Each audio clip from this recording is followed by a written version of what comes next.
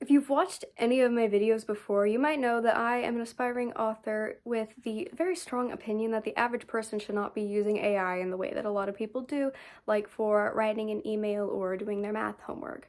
Among the obvious reasons for why I don't like using AI, which is because I like learning how to do things myself and because I don't want AI generated books in the market, there's another more pressing reason for my opinion that I explored recently in my college English class. If you read the title of this video, which I'm assuming you did because you clicked on it, you know that I'm going to talk about AI data centers and water usage.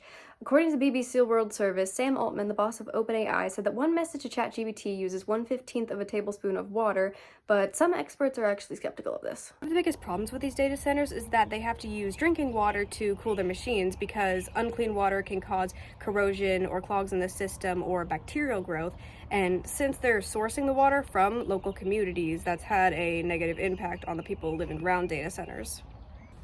One example of this is Beverly and Jeff Morris from Newton County, Georgia, who experienced broken appliances and decreased water pressure since the building of a Meta data center near their house. Newton County is set to be at a water deficit by 2030, and the financial strain caused by the water issues isn't looking good for residents. Well, I live in Texas, and there have been multiple groups across the state fighting in what's called the Texas Data Center Rebellion.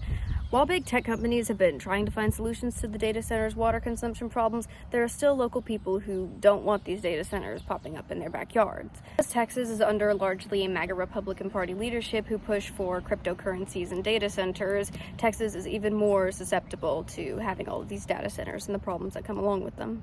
At this point you might be asking, well, why should I care about this? And I'm assuming if you clicked on this video, you either have some sort of care for writers and people like me, or some sort of care about the environment, interest in this topic.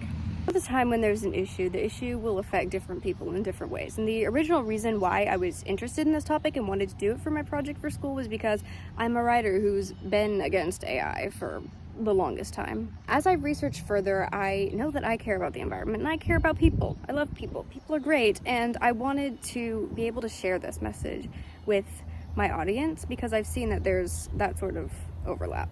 Data centers can pop up anywhere. There could be one in your backyard in a year, and so people need to be informed about this issue. And if you think that it doesn't affect you, I dare you to go Google the nearest data center to you because it is a lot closer than you think. What should you, humble viewer, do with this information? Well, if you're a Texas resident, I'm going to have a deceleration article linked in the description of this video that has a map in it where you can see all of the data centers around Texas, and I think it also goes across the United States too, and you can find the nearest one to you. Remember that our voices are some of the most powerful things we have, and when we band together, things can get done and things can become better. What I will encourage all viewers to do is to click not interested on the AI, TikTok, Love Island, fruit videos, whatever they are. They're stupid, don't watch that, and stop asking ChatGPT to write things for you. You know how to write things for yourself. You can do it, and you can always ask people around you and learn.